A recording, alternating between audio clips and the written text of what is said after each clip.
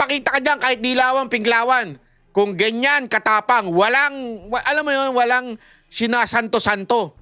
Hindi katulad dito mga putang ina mga pinglawan na to.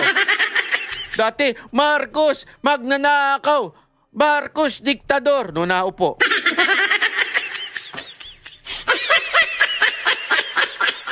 Hindi. Di namin yung pagre-resigning kasi ayaw namin si VP Sara Duterte. So, baguhin natin yung kanilang sinasabi. Di ba? Hindi namin pagre-resigning yan si Marcos kasi o kaya si Romualdez kasi ayaw namin kay Vice President. Para mo na rin sinabing hayaan namin magpatuloy ang korupsyon kasi ayaw namin maging presidente si Vice President.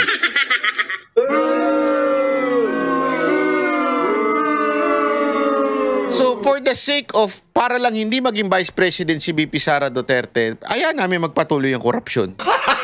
Gago! Ang ina, sasabihin nyo anti-corruption kayo? Ulul! Gago! Totoo naman, di ba? Yan na isang kaululan.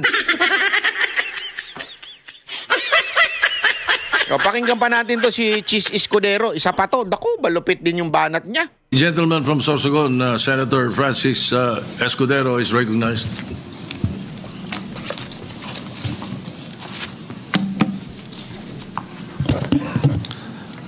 Thank you, Mr. Senate President. Thank you, distinguished Majority Floor Leader. I rise to make a brief manifestation in response to the events of recent days. Ginoong Pangulo, meron po tayong kasabihan sa wikang Pilipino. Kapag nagturo ka ng daliri sa iba, may tatlong daliri na nakaturo palagi pabalik sa iyo. Sa mga nakaraang linggo, malinaw na nililihis ang galit ng taong bayan tungkol sa mga ghost at substandard flood control projects mula sa mga totoong may kasalanan patungo sa Senado at sa ilang mga miyembro nito. Tila pilit na ginagawang panakipbutas, ika nga at fall guy, at diversyon ang mga senador palayo sa Kamara at sa mga tunay na may sala. Klarong-klaro po ang script nito. Ipitin ang tatlong dating DPWH officials, pakantahin sa kanila, mema banggit lang na senador, Yawn. habang pinagtatakpan ang mga congressman na tunay nakasabwat nila sa mga lugar na ginagalawan nila. Simple ang patunay dito. Kapanipaniwala ba na wala silang kinausap na kahit isang congressman nakaupo na totoong may hawak ng mga distrito sa lugar na ginalawan nila sa hinaba-haba ng testimonya nila dito o sa Kamara? Banggit sila ng banggit, name drop sila ng name drop ng pangalan ng senador. Maski na klaro naman kung inyong papakinggan na wala silang masabing direktang nakausap o binigyan ng anuman. Lahat ito para lamang ipako ang mga senador sa media at sa publiko. Malinaw yun eh. Di ba? Banggit sila ng banggit ng senador na wala naman pong direkta na nakipag-usap sa kanila. Basta lang binanggit. Ginamit lang yung mga pangalan nila. Pinaliwanag na po natin ito, mga kababayan. Pinaliwanag na po natin. Malinaw na po ito. Di ba? Ang district congressman, sila po may hawak ng distrito na yan. Sila po ang merong direktang pakikipag-ugnayan sa DPWH. Sila ang naglalagay ng pera doon sa kanilang distrito. Ang mga senador, hindi ho nila concern yung distrito nila. Bakit kanyo? Kasi national sila eh. Para ho sila iboto, national lang kailangan. So, hindi ho sila kukuha ng distrito. Magagalit nga yung congressman pagka kumuha pa sila sa distrito para magnakaw sila eh. Hindi ho dyan nagkakaroon, kung meron mang korupsyon na mangyayari sa Senado, hindi through projects. Plus, all the accusation kay Villanueva, kay Estrada, di ba, kay Chis Escudero, lahat po yan, wala po silang direct na kaugnayan. Ibig sabihin, hindi ho silang kinausap, ginamit lang yung pangalan nila. ang dali ho manggamit ng pangalan. Diba maalala ninyo, ginagamit ang mga pangalan ng mga Duterte noon, ginagamit ang pangalan ni Senator Bongo, lahat sila gumagamit ng pangalan. Pero ang linaw ng instruction, pag gumamit ng pangalan, i-turn down nyo kaagad. Hindi ko maintindihan, bakit biglang may ganyan? Diba? It's really obvious. Mantakin mo, yung mga senador, sa dami-dami ng mga kurap na mga mambabatas sa Kamara, hindi nagbanggit yung mga animal na yun. Mismo yung kanilang pinuno na nagpapasok ng, talagang doon naglalagay ng mga insertion doon sa tinatawag na small committee. Hindi naman membro yung mga yan doon. Tapos sasabihin nila, doon may corruption issue. At ilayo ang atensyon sa Kamara at mga congressman. Bakit nga ba? Dahil tila mas malaking isda, ika nga, mas mataas, mas kilala ang mga senador kumpara sa congressman? Umaasa sila na maiibsan ang galit ng tao sa kanilang mga anomalya ukol sa flood control at tuluyan na silang makakatakas mula sa anumang pananagutan. Isang tao lamang, Ginoong Pangulo, ang nasa likod ng script at sarswelang ito. Siya ang dahilan ng kaguluhan, pagkakaaway-away, pagkakawatak-watak na ngayon yumayanig sa ating bayan, maprotektahan lamang ang sarili niya. Ang pangalan niya ay matagal nang bulong-bulungan sa bawat sulok ng bansa. Yun! Pero ngayon, unti-unti nang sinisigaw ng taong bayan. Ano yun?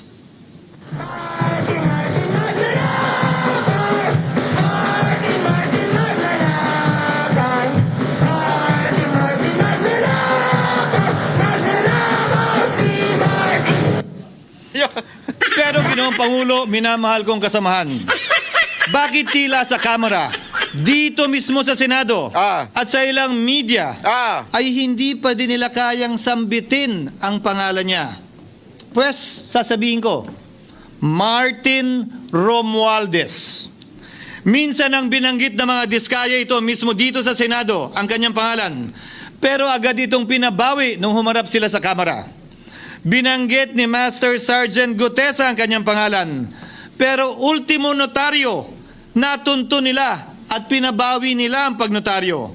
Buti na lang, huli na at nasabi na niya ang pangalan ni Martin Romualdez na pinanumpan dito mismo sa ating Blue Ribbon Committee. Hindi ba't si Ginoong Gutesa hindi ba't si Sergeant Gutesa lamang ang bukod tanging testigo na walang kinalaman, hindi sangkot sa flood control issue, walang hininging immunity, deal o proteksyon kapalit ng kanyang pagtestigo? Siya ang kauna-unahang nagtestigo na personal na naghatid ng pera sa bahay mismo ni Martin Romualdez. Ang salaysay niya, Ginoong Pangulo, ay kumpirmasyon ng matagal nang isinisiwalat ni Congressman Chanco at Mayor Magalong kung sino ang ulo sa paglilimas sa kaban ng bayan na ating naririnig na rin. 13,803,693 with Congressman Saldico as proponent. For the record, ang binabanggit po nating Representative Elizaldico, siya po yung chairman ng House Appropriations Committee. Walang kaduda-duda yan. Ito nga, hirap na hirap silang banggitin pa yung isa sa mga mastermind nila dyan, si Saldico. Hirap na hirap pa silang banggitin. May isa pang mas mataas sa kanya. Hindi naman gagalaw yun kung walang Siyempre hindi naman gagalaw yun kung walang pahintulot yung mas mataas sa kanya. Just the House Speaker. 330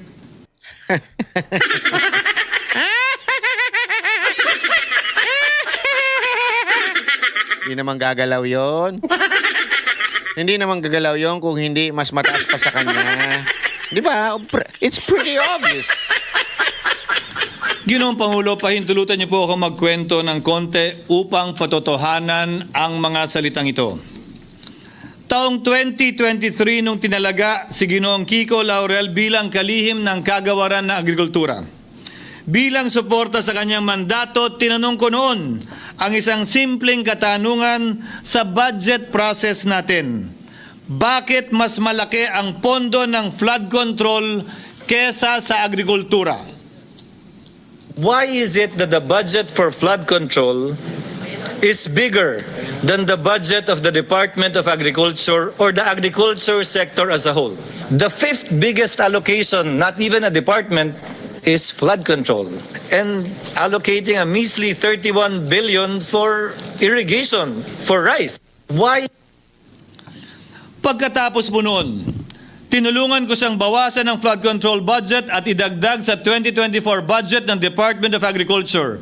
Aniya, tumawag daw sa kanya si Congressman Zaldico dahil pinapatanong daw ni Speaker Romualdez, bakit binawasan ang pondo ng flood control? Ngunit wala nang nagawa si Congressman ko dahil sinabi niyang pasayan ng Pangulo.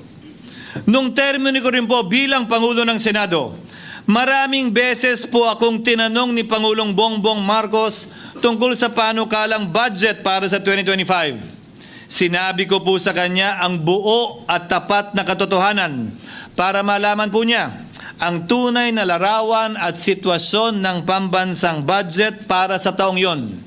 Ito marahil, Ginoong Pangulo, minamahal kong kasamahan, ang isa sa mga dahilan kung bakit pinag-utos ng Pangulo ang pag-veto at pag-for late release sa FLR at pag-hold ng malaking bahagi ng budget nila.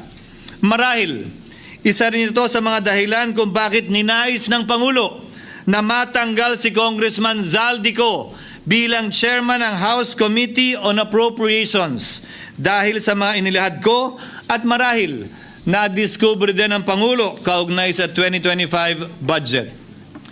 Hindi malayo, Ginoong Pangulo, na naganap din ang mga ito noong 2023, 2024 at mga nauna pang budget kung saan napakaraming ghost at substandard projects ayon kay Secretary Vince Dizon at ayon mismo sa talumpati ng ating kasamahan na si Senator Ping Lacson. Ngunit marahil ay walang naglakas loob na sabihin ang katotohanan kay Pangulong Marcos o magsumbong sa kanya kaugnay sa ilang mga bagay na ito bago ako. Nais ko din pong kumpirmahin ang sinabi ni Congressman Toby Chanco na ang pag-file ng impeachment complaint laban kay Vice President Sara Duterte ginamit na paraan ni Speaker Romualdez para mag-release ng pondo nila na naka-FLR or for late release bago mag-eleksyon. Maski na alam po niya na hindi po ito kayang talakayin ng Senado hanggang sa Hunyo pa mula nung simula. Ulitin ko, ginamit ni Martin Romualdez ang FLR at ang pangalan ng Pangulong Marcos upang itulak ang kanilang unconstitutional na impeachment complaint. Yaon. Sabi nila, Nako po. pumirma kayo dahil kung hindi lalabas ang pondo nyo na naka-FLR bago mag-eleksyon. Grabe, no? So talagang ang utak ng impeachment, walang iba kung hindi ito si Romualdez. Diba? Yan talaga ang utak ng impeachment ni BP Sara Duterte. Kasi nga, may pangarap yan maging presidente. Eh. Diba? Kaya nga yung una, PI, eh, diba? Yung People's Initiative kuno niya. Na sila naman na nag-initiate. Supposedly People's Initiative eh. Pangalawa, hindi ko manayo, nabuking yun. Eto naman, di ba, in-impeach si BP Sara Duterte. Tinakot pa yung mga kongresista pagka hindi kayo pumirma, hindi marirelease yung pondo ninyo. Alam mo naman ng mga congressman, mukhang pera yan. Gago! Dahil kailangan nila matustusan yung pambababae nila, yung matustusan yung lasinggero nila sa Las Vegas, yeah? Gago! Kailangan nila matustusan yung kanilang mga kapritsyohan. Gago! At higit sa lahat, kailangan nila matustusan yung iPhone 17 na mga kabit nila. Gago! So, ibig sabihin, ladies and gentlemen, talagang gusto ni Romualdez, according to Chis Escudero, na matanggal po talaga si Vice President Sara Duterte. Subalit, Ginoong Pangulo, hindi ito umubra. Hindi ito umubra dahil tinanggihan ito ni PBBM. Sinabi niyang walang ganyang uri ng usapan. At sinabi niyang hindi niya gagawin yon. Kaya't hanggang ngayon, nananatili pa rin for late release ang mga questionableng pondo nila. And that is why, Mr. President, distinguished colleagues, at the height of the impeachment controversy and amidst the passion of some sectors to remove the Vice President at all costs, I urged prudence and level-headedness because I knew that greed and not accountability was the reason behind it.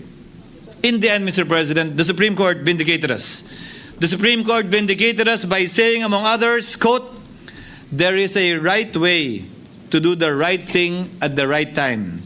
This is what the rule of just law means." Close quotations. Ginoong Pangulo, sinisi po sa akin ni Speaker Romualdez ang pagkakatanggal kay Congressman Zaldico. Sinisi po niya sa akin ang pag-FLR or for late release ng kanilang mga proyekto. Sinisi po niya sa akin ang pagkakadismiss ng impeachment complaint laban kay VP Sara na nakikita niyang makakatunggali niya sa susunod na halalan. Sinisi din niya po sa akin ang pagkakasira ng kanilang maitim na balakin sa 2025 budget na nagawa Maitim talaga. Mga demonyo kasi. nila ng walang balakid na mga nagdaang taon. Ginoong Pangulo, naging tapat ako at ginawa ko lamang ang aking tungkulin. Kung ano ang tingin kong tama at nararapat para sa bansa at sa sambayanan. Subalit, sa kabila po nito, nagsimula na ang lahat ng bira, paninira at kaso laban sa akin at sa Senado. At ang nasa likod ng lahat ng ito, walang iba kung hindi si Martin Romualdez. Yo, palakpakan! Finally! Hindi, kasi ang tagal nito eh. Matagal na nating inaantay ito eh, na talaga magkaroon ng lakas ng loob. Ito mga ito, nasabihin ng pangalang Martin Romualdez, di ba? Oh. Ika nga ni Mayor Magalong na ngayon lamang nakita ko sinisiraan na rin ngayon. Oo. Bakit ko ba nilabanan at binisto sila Speaker Romualdez mula noon hanggang ngayon kung kasabwat at kasapakat lang din nila ako? Hindi ko po gagawin yun. Sa nagsangkig ng tennis court, ang nasabing gusali sinimulang pinatayo ng Ayan yung panira nila kay Magalong dahil nagsasalita na si Magalong, mapupuntir yun na, tatamaan na yung yung Panginoon nila yung kanilang pinaka-bossing eh. 6 ng Oktubre taong 2022 at ang kontraktor, ang St. Gerard Construction na pagmamayari ng mga diskaya na nasangkot ngayon sa mga maanumalyang flood control projects. Dahil dito, kwenasyon ng ilan ang pagiging special advisor ni Mayor Benjamin Magalong sa ICI. Lalabanan ko ba yung ang lalakas na yan, sila Speaker? Lalabanan ko ba yung mga mayayaman na yan? Naka? Kung ako'y bulok, Oo. I fought for what is right. Yan! Kabut Ibato mo yung mikropono! Hindi naman ibato. Ang tawag doon, idadrop yung mic. Ibato talaga eh. Ano nga ba ang ginawa nila sa akin? Una, hinalungkat ang isyu ng campaign contribution na tinanggap ko mula sa isang individual na may-ari ng kumpanyang nakakuha ng kontrata sa gobyerno. Inipit niya ang budget ng COMELEC sa Kamara dahil dito at binusisi ang di umano kaso kong ito. Subalit, Ginoong Pangulo, tulad ng sinabi ko sa simula ng aking talumpati, kapag ka nagturo ka ng daliri kanino man, may 3 daliring nakaturo pabalik palagi sa iyo. Ayaw. Anong nangyari? Anong nangyari? Hindi ba't biglang may lumabas na ulat ng PCIJ Na? na ang dami naman palang opisyal, hindi lang senador, mas mataas pa ang tumanggap din ng ganong uri ng kontribusyon noong 2022 elections? Ayaw. Ang tanong ko ay simple. Kung legal at walang mali sa ginawa nila, edi dapat legal din at tama ang ginawa ko. Pero bakit ako lang ang iniimbestigahan tungkol dito? Higit pa doon, Ginoong Pangulo, hindi ba tayon kay Mayor Magalong merong 67 na miyembro ng Kamara na kontraktor? Nako. Ito po ay mga miyembro ng Kamara na may construction firm na nakakuha ng kontrata sa gobyerno. Mismo, di ba? Mismong congressman. Hindi ka magtataka. Pinupunan nila si Chis Escudero na merong contributor na kontraktor. Ito mga putang inang congressman na ito, kontraktor. Saka nakakita ng ganun. Tapos ang pupunahin mo si Chis Escudero kasi may nag-contribute sa kanya. Halos lahat naman sa mga senador ang nag-contribute dyan, mga mayayamang businessman, kasama din yung mga kontraktor. Di ba? Yan o yung mga mayayaman, so sila nagko-contribute. Hindi ko sinasabing walang mali doon o di kaya sinasabi na tama lang yun. Mas maganda nga, sana walang gastos ang eleksyon eh. Di ba? Pero gayon pa man, yung nga mismong contractor na, ang mismong congressman, hindi pinuna. Ano katarantaduhan yun? Gaguhan eh, di ba? Gaguhan. Kung bawal talaga ito, ibig sabihin ba niyan, bawal na nilang gastusin ang sarili nilang pera para sa kanilang sariling kandidatura? Bakit hindi din binubusisi yun? Bakit hindi inaalam yun? Naka, Ako lang talaga? ikaw lang Pangalawa, ikaw lang kasing isa sa pinakamalakas magsalita laban dito kay Speaker eh.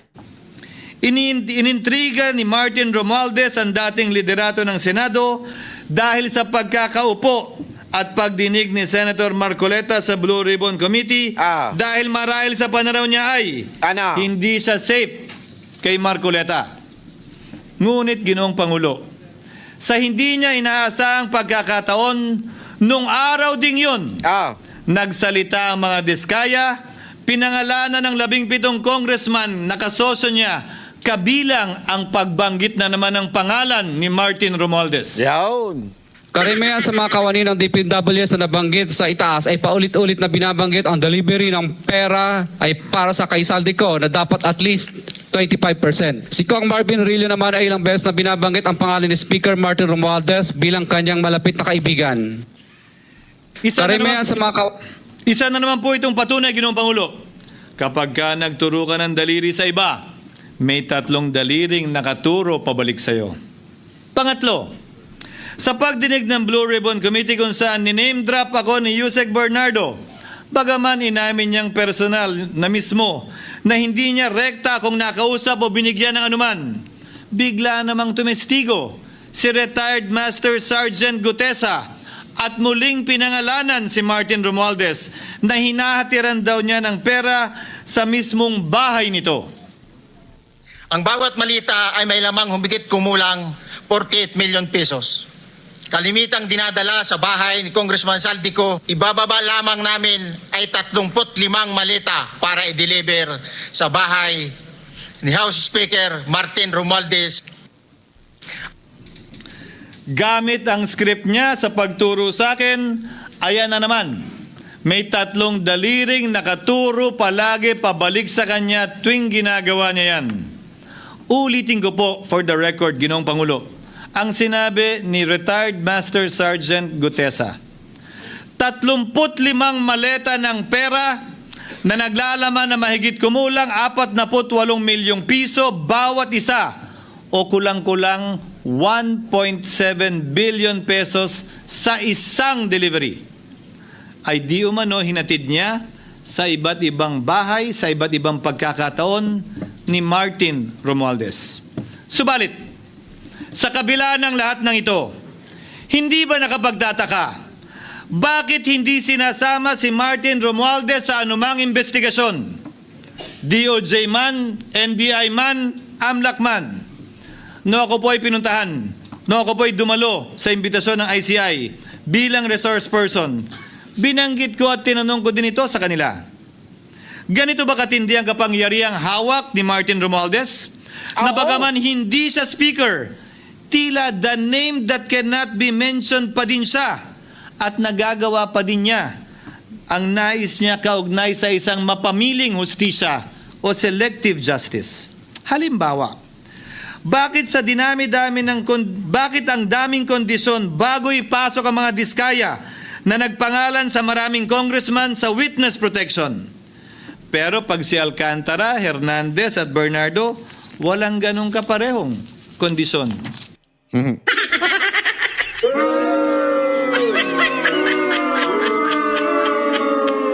Alam mo, ito talaga yun eh. Si Lacson Soto tsaka si Remulla, protector eh. Protector. Bakit hiniling agad ang freeze order di umano para sa asset ng mga name drop na senador? Pero maliban kay Congressman Zaldico na mukhang nilalaglag na nila, ni isang congressman walang request para sa freeze order. Pagdating naman kay Martin Romualdez na dineliveran ng bilyong piso sa bahay mismo niya, ang sabi ay, quote, "We will work on it lang." Bakit interesado ang lahat sa 6 na senador na idadawit di umano ni Bryce Hernandez na handang-handa tayong alamin sana kung sino-sino sila para mapagpiestahan natin sila? Pero nung sinabi ni Bryce na hindi pala senador, kung hindi kongresista lamang ang papangalanan niya, aba, biglang naglaho ng parang bula ang atensyon. Parang wala na nagtanong. Parang wala nang interes para alamin, sino-sino nga ba yung mga yan? Kung ako po yung tatanungin nyo, alam ko merong 6 na senador eh. May nagtatanong sa akin, bakit wala si Cheese? And my answer to that is, I'm almost sure, though probably hindi mame-mention si Cheese, simply because walang insertion doon. Si Sa Bulacan. Escudero, wala doon. Hindi po senador yung laman nung computer ko. So fake news yun, ha? May 6 na senador na nunumbrahan mo daw. Mga congressman yung nasa computer mo. Yes, yung nasa computer ko po, congressman po. Okay, thank you.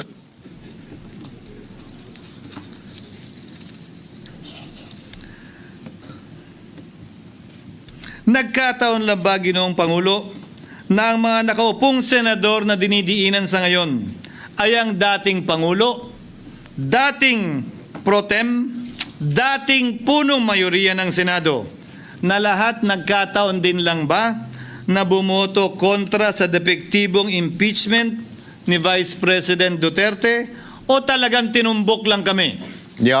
Tinumbok In other kayo. words, Mr. President, are we truly for transparency and accountability, or are we merely offering a politically convenient sacrificial lamb in an attempt to appease the rage of the people? What is painful, Mr. President, is that along the way, reputations have been disparaged and tarnished.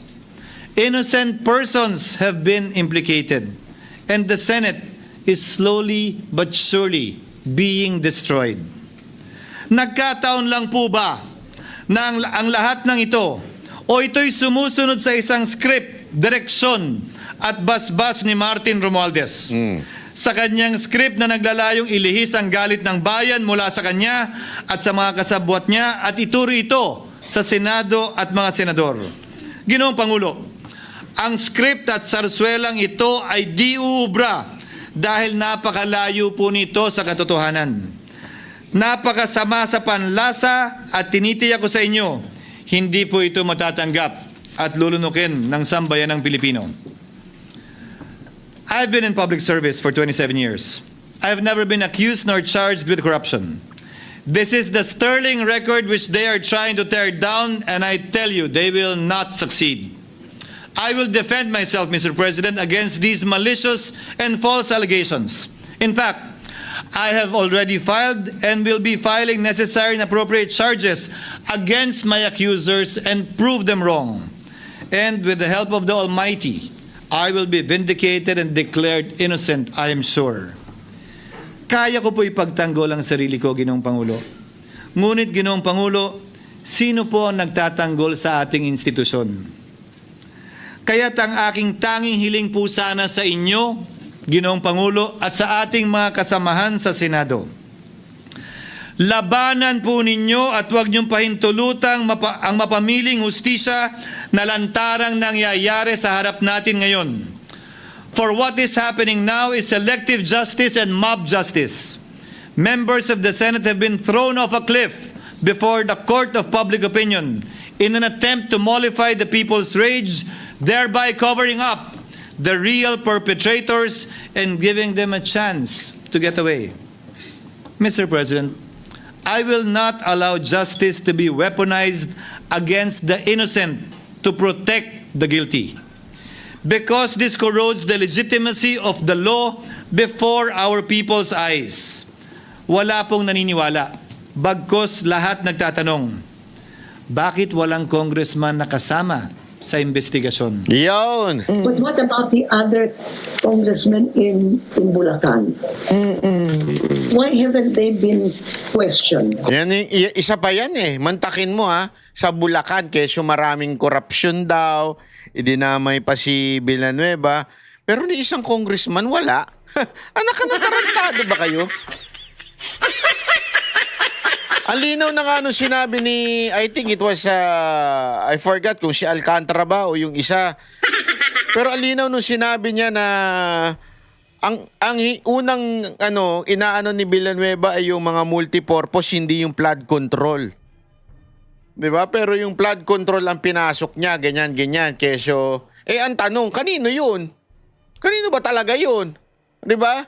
Hindi kasi, alam naman, puta, si Villanueva lang. Wala namang yun eh. Dapat to talaga, congressman ng district, congressman ng mga nag-ano dyan sa Bulacan. No doubt, yeah. You think that they do not know what's going on? Ginoong Pangulo, mga minamahal kong kasamaan, huwag po tayong sumunod sa script ni Martin Romualdez. Labanan po natin ang script na ito.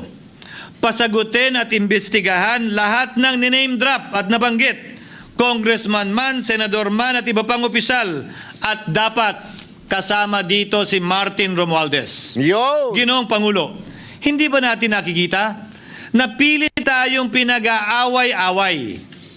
Mayaman, mamamayan. Paano? Hindi kayo pag-aaway-awayin. Yung Senate President nun, tsaka yung chairman ng Blue Ribbon. Alatang tuta ni Romualdez. O, sabay-sabay tayo. Tuta! Hindi totoo naman eh. Tuta talaga eh. Laban sa lingkod bayan. Lokal laban sa nasyonal na opisyal. Congressman laban sa kapwa congressman. At ngayon, senador laban sa kapwa senador. Yun. Pamilya laban sa pamilya. Yun. Pilipino laban sa kapwa Pilipino. Yun. Ginoong Pangulo, tandaan po natin, mas madaling manipulahin at ang nag-aaway at nagkakawatak-watak na bansa. At ito ang eksaktong gusto nilang mangyari. Ito, sa aking paniniwala, ay bahagi pa din ng script at sarswela na nais palaganapin ni Martin Romualdez upang lituhin, guluhin, linlangin at sirain ang ating lipunan at bansa para lamang huwag siyang mabisto. Sana ay huwag nating payagang mangyari ito. Ginoong Pangulo, tulad ng sinabi ko sa simula ng aking talumpati, sa kada mapang-akusa at mapanghusgang daliri na ituturo ninyo sa inyong kapwa, lalo na kung walang basehan, merong 3 daliring palaging nakaturo sa iyo pabalik. Sana po, maging mapanuri tayo. Huwag dali-daling magturo at maghusga dahil lamang sa napakinggan. Huwag tayong sumabay, kumampi, at magpadala sa script at sarswela ni Martin Romualdez. Yun. Kung kayo ay kakampi ni Martin Romualdez, Pues, sumunod kayo sa gusto nila. yun. Una, maniwala kayo sa mga sinasabi ng testigo niya na nagtuturo lamang sa mga senador. Pangalawa, ibuhos niyo ang galit niyo sa Senado at ng mga senador. Yan yung mga elements of if you are tuta ni Romualdez. Sumunod kayo dun sa script na kanilang mga bata sa DPWH.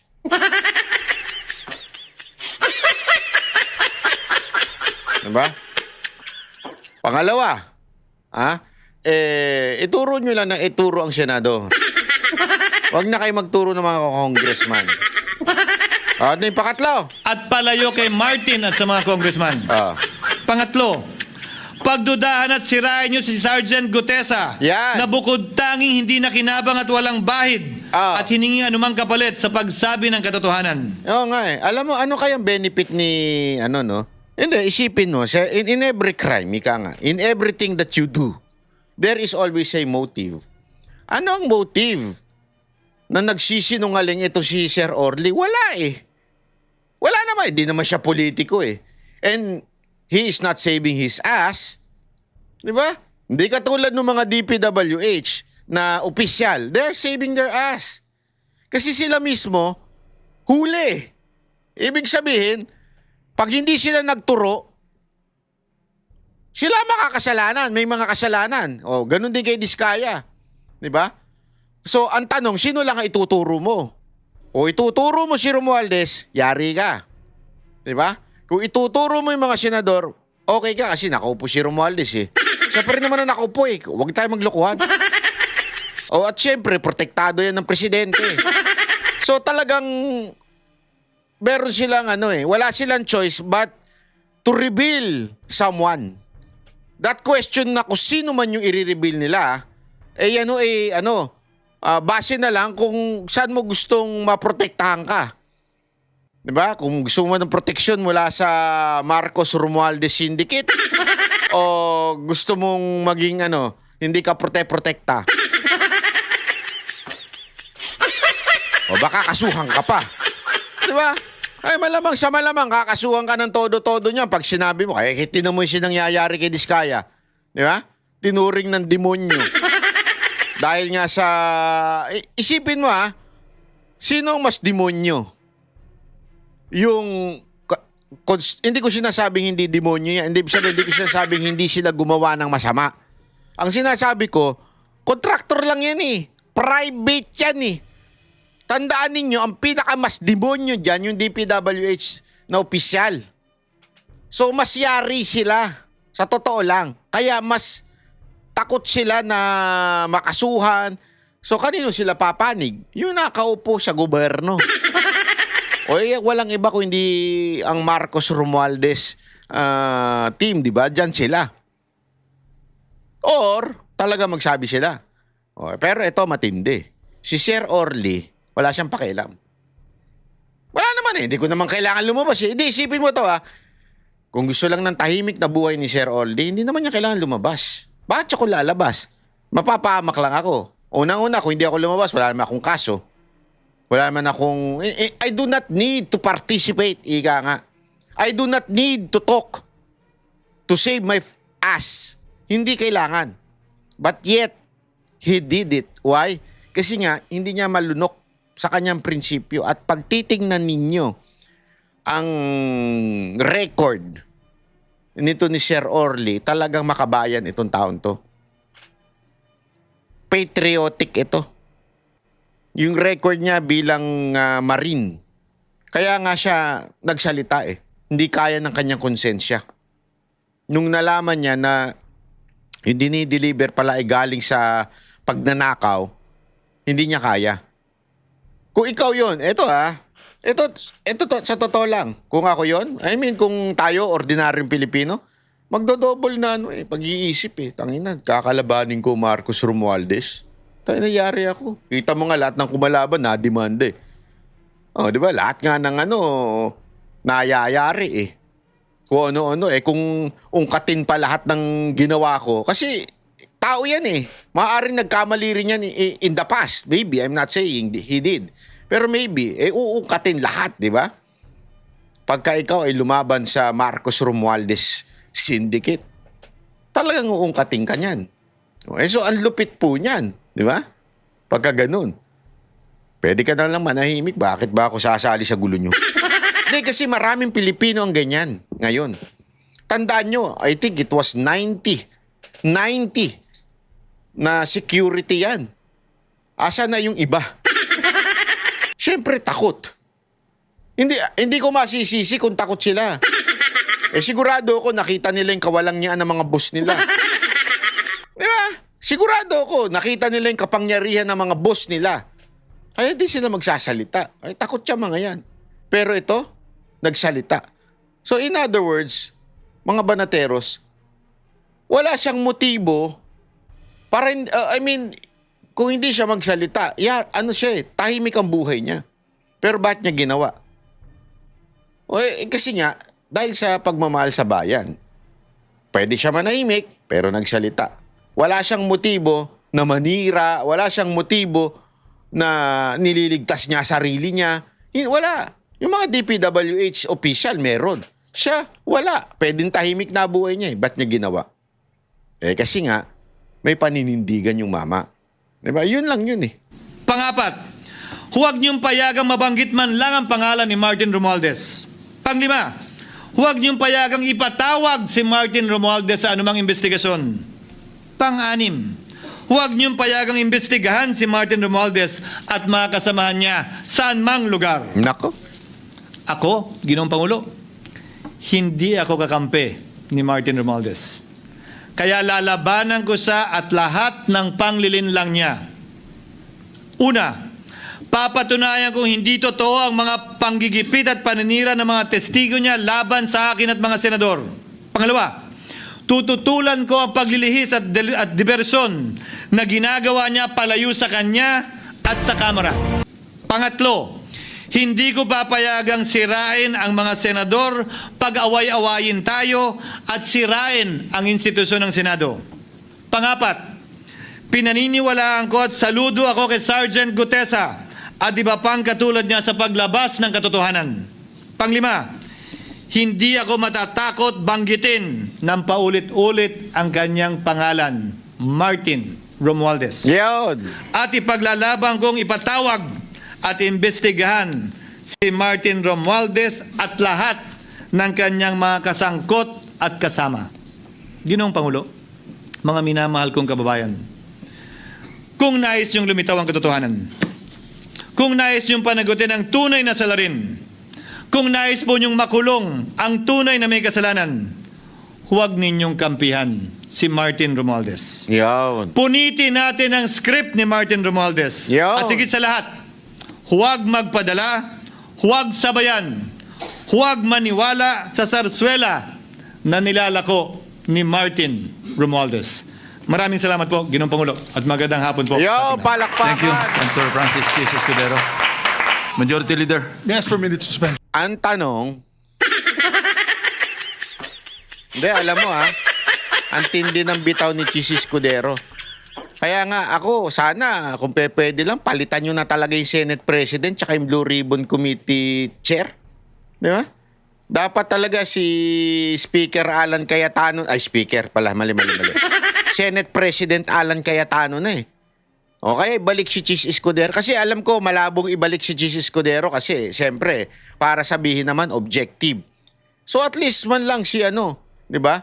Si Alan Cayetano na very objective po yung kanyang pananaw sa mga ganyang bagay, di ba? Matalino pa, abogado, hindi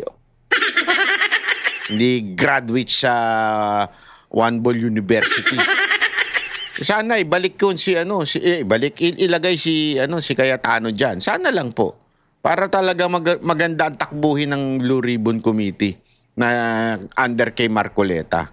Kasi wala kitang-kita naman po natin mga kababayan yung direksyon ni Soto tsaka ni Lacson. Halatang iniiwas kay Romualdez, di ba? Iwas na iwas kay Romualdez, nakakahiya. Hindi po, nakakahiya po talaga. Sa totoo lang, nakakahiya po ang ginagawa nito ni sinisira nila yung pinaka-institusyon na kanilang supposedly dapat pinoprotektahan. Kasi nga, obvious naman, yan ang utos. Obvious naman, talagang sinusunod lang nila.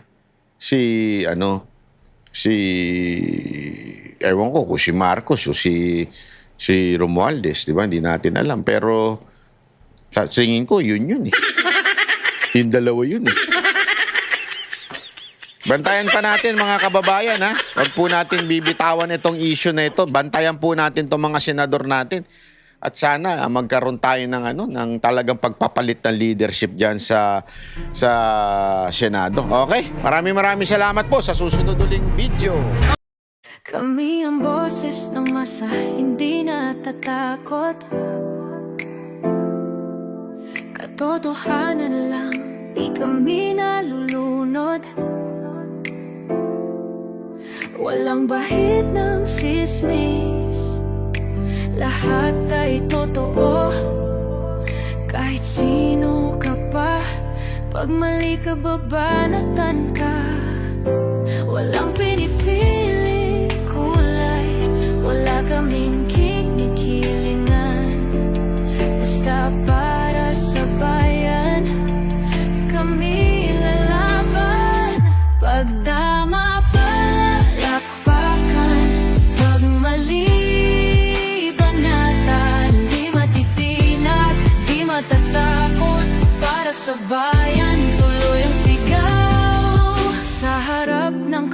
pera, walang halong takot. Mga baluktot, lahat kayo'y tutumba. Ang hustisya at totoo, yun lang ang mahalaga. Kahit sinong harang, di kami matitinag. Walang pinipiling kulay, wala kaming kinikilingan. Basta para sa bayan, kami lalaban. Pag tama palakpakan, pag mali banatan. Di matitinag, di matatakot, para sa bayan tuloy ang sigaw. Kung nasa tama ka, ikaw ay aming kasama. Pero pag mali ka, handa ka na bang mabasag? Banateros kami, walang inuunan. Dahil bayan muna, bago ang sarili.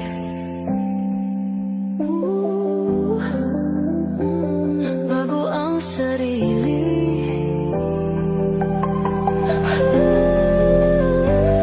Pag tama palakpakan, pag mali banatan. Banateros ang sigaw, katotohanan ang